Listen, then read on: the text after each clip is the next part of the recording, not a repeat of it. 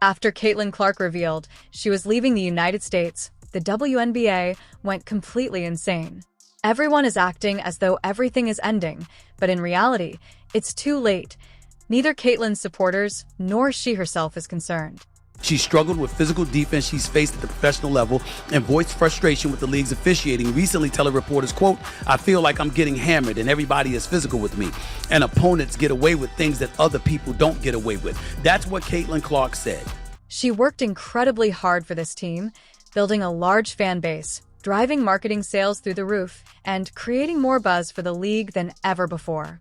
People commented on every video they watched because of CC, which is why the WNBA higher-ups empire is crumbling and reality finally set in. What I am upset about is like, hey man, your meal ticket is under constant attack. There's been dirty plays all season. But in all honesty, Clark shouldn't even think about returning because this league doesn't deserve her.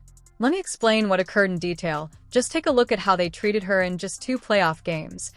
All that work, all that sweat, and what was their reward? Those guys, they're the racists when really y'all are the racists. The people coming up with excuses to hate Caitlin Clark and the new fan base that she brought. The WNBA is currently in full panic mode because Caitlin Clark was their moneymaker and essentially the only reason fans were watching. To say that she is the league's golden goose is an understatement. When Clark took the court for her regular season finale against the Washington Mystics, it was more than just a game. It was the season's biggest event. The Indiana Fever, all right, with Caitlin Clark, led the league in attendance both home and on the road. Fever averaged 17,000. That evening, 2,711 fans flocked to the stadium, creating a record-breaking attendance for a single WNBA game. No one, certainly not a rookie, had ever attracted such large audiences before. In fact, during her rookie season, she was drawing in over 15,000 fans per game. The most dominant team in the league, they can't draw 500,000 viewers for a playoff game. Atlanta Dreamers and the New York Liberals. Again, the Liberals. They supposedly have stars. Remember when ESPN claimed that the Liberals had the new Big Three? Dreamers, Liberals. 410,000 viewers. The other game was the Phoenix Masculines and the Minnesota Lakers. But this is where things really got crazy. It wasn't just the fans that went crazy. Her jersey sales were like a frenzy at a Black Friday sale. We're talking about the league's best-selling players, rookies, veterans, rookies, it didn't matter. Clark was outselling everyone the moment she put on that Fever jersey. It was like instant gold. And all of a sudden, the WNBA wasn't just some niche sport tucked away in the sports world. But if you're not delivering the product and you're not making the revenue and you're not giving people the entertainment that they want, then you're not going to make any money and your league is going to suck. Individuals who didn't even know what the WNBA stood for were instantly captivated to their TV's tickets were selling out, and every sports show had to talk about her. Broadcasters fought over who got to carry Clark's games in prime time. Advertisers lined up around the block, and even the league's oldest goods was flying off the shelves like it was running out of stock. Clark was like a one-woman economic boom. She's the golden goose. As a result of her departure, the WNBA is essentially facing collapse, and why wouldn't they be? Without Clark, they would have to scramble to pick up the pieces, and the fallout will be severe because she was the catalyst for huge increases in revenue and ticket sales from the start. Although everyone had an opinion of Caitlin Clark, things reached an all-time low during those 2 playoff games that went beyond all bounds.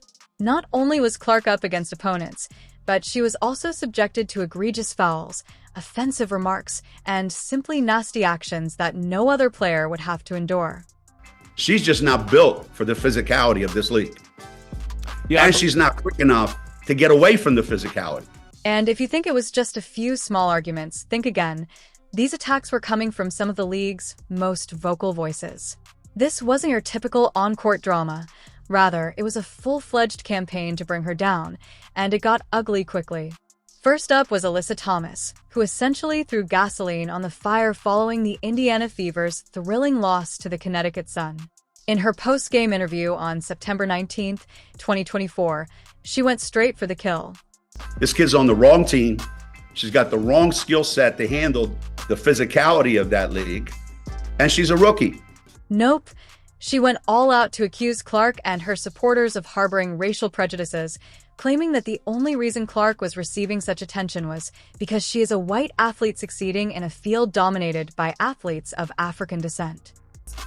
Honestly, it's been a lot of nonsense. I think in my 11-year career, I've never experienced the racial comments from the Indiana Fever fan base. We had her face on a serious matter that happened in this world, and it's unacceptable, honestly. And there's no place for it. And yes, she actually said that, and it caused a tremendous commotion. Thomas didn't hold back, characterizing the Clark hype as nothing more than the product of her existence. Quote, as a white face in a field where black excellence has always been the foundation. And this woman swats at the basketball and somehow decides to turn her hand down and her fingernails and jab them right into the eye of Caitlin Clark. No foul call. No refs stopping the game to go look. Is this a flagrant? None of that. Just everybody moved on. But if you thought it ended there with trash talk, boy, were you wrong. Things quickly became ugly just one game into the playoffs against the Connecticut Sun in the first round. Clark was ablaze, dazzling the scoreboard in the third quarter with 26 points as day. During a quick break in the fourth quarter, Carrington made the decision to practically take matters into her own hands. Throughout the game, Carrington had been breathing down Clark's neck, so she made her move.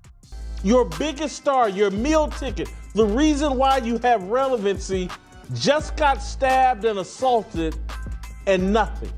She didn't go for the ball, she went for Clark's face, jabbing her finger right into Clark's eye. This wasn't a casual poke, it was a nasty jab that left Clark temporarily blinded. In one eye, the refs, they may as well have been statues. No offense, no whistle.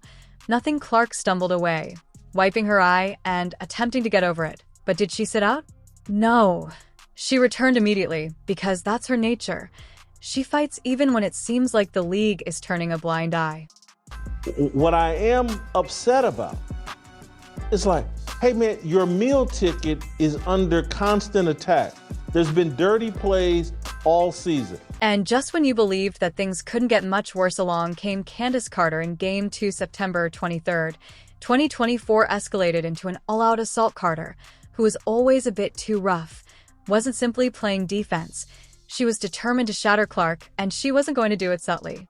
She smashed an elbow so hard into Clark's ribs halfway through the second quarter that it left her bent over and gasping for oxygen. It's an attack on Caitlin Clark. Caitlin Clark's the wrong face for this league because her fans are so racist. Where have I heard this argument before? Oh, Donald Trump may be fine, but all the MAGA people, they're terrible. They're the deplorables. Fans witnessed it. When Carter wasn't done later in the fourth quarter, she practically body slammed Clark to the floor.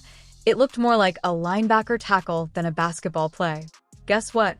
There was no foul, no call, and Carter was left picking herself up off the court with a look of frustration on her face.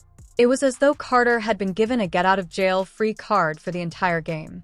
She's got 14,000 followers.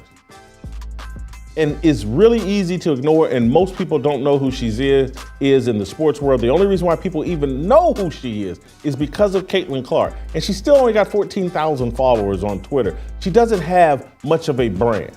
And while all of this was happening on the court, Clark was receiving a ton of flack from people who ought to have been discussing her incredible rookie season. The loudest of them all was none other than Cheryl Swoops, who spoke candidly about Clark's skill and her record-breaking year just a day after the Fever was broken during the playoffs. Because it's Caitlin Clark and she can't do that game. No. She went for the low hit, calling Clark the blonde, blue-eyed American that fans purportedly favored, dismissing all of Clark's accomplishments and essentially implying that Clark's attractiveness was the only thing drawing attention to her rather than her talent. I'm simply saying, The issue is about marketing versus basketball. The merits of playing basketball compared to the merits of bringing marketing into the equation to influence potential decisions. Never mind that Clark was outplaying and outscoring nearly every veteran in the league. Swoops made it all about race and image, twisting Clark's success into some stereotype unrelated to her abilities. These weren't just cheap shots or petty remarks. They were meant to destroy Clark, to make it appear as though she hadn't earned her place in the league. The hits weren't just physical. They were personal, intended to take away any credibility or respect she had earned, to suggest that her rise was solely due to favoritism or bias. There were regular season games this season where Caitlin Clark drew more than 1.8 million viewers. However, I hope Kat Engelbert is ready for disappointment because there's a hell of a lot more of it on the way. So, putting yourself in Caitlin Clark's position, what would you do given her decision to forego the WNBA and go to? When Europe dropped the bombshell on September 26, 2024, just 2 days after the Indiana Fever's playoff defeat, it wasn't just a rattling for the league. It was like the entire basketball world was in shock. Hit Pa Clark didn't mince words when explaining her decision. She bluntly stated that she needed time away from the intense psychological strain she had endured during her rookie season. Can you blame her for being singled out on the court, beaten down, and without any support from the league? It wasn't just the beatings she took from rivals that wore her down. It was the NBA's complete inability to stand by her. Clark felt abandoned rather than merely unprotected. Let's put this in its proper perspective. When I think about Caitlin Clark, the operative word that comes to my mind is gratitude. And let's not kid ourselves. Her timing was terrible for the WNBA, which was at last experiencing a spike in viewership and ticket sales money, as I've already explained. This is to illustrate just how enormous she was. During her debut season, Clark alone attracted over 500,000 spectators. Yes, 500,000 people came to see her. The league had never seen anything like it. For the Fever, though, it's even bleaker. And without Clark, they're staring down the barrel of irrelevance once more. Those sold-out games will resemble high school scrimmages, and the sky-high secondary market prices will likely plummet, and the sponsors who are finally showing interest will likely be packing their bags. Even nearby companies that were benefiting from the game day crowds will experience a decline in business. Gainbridge Fieldhouse, which was a lively place every time Clark touched the court, will quickly return to being a deserted town.